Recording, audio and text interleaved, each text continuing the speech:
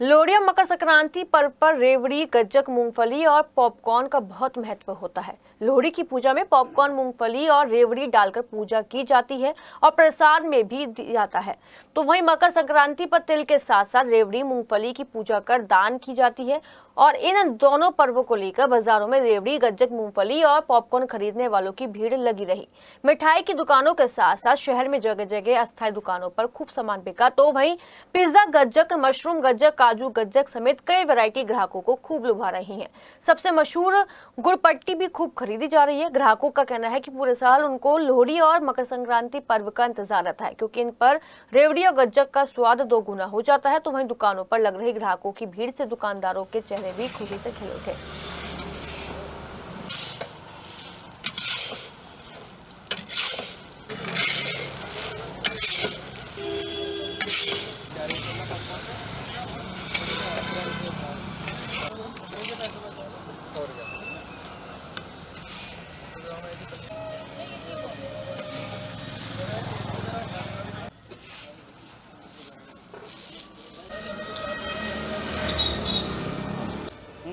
कह रही हूँ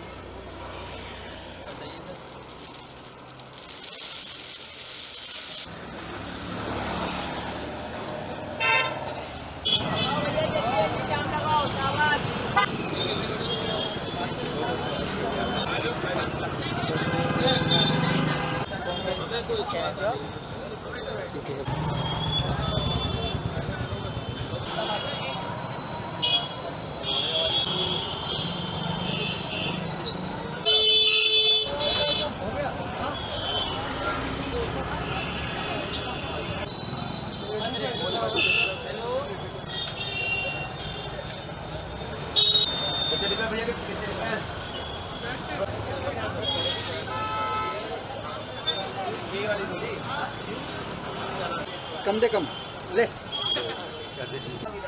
कहीं नहीं मिलने का डब्बा हम रखे सामने कहीं नहीं मिलने का। चमेली में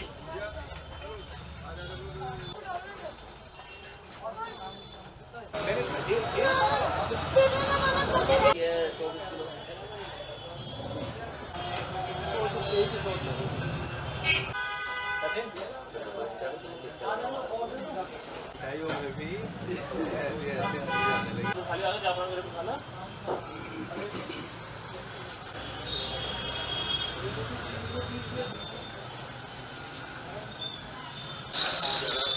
थोड़े बहुत भी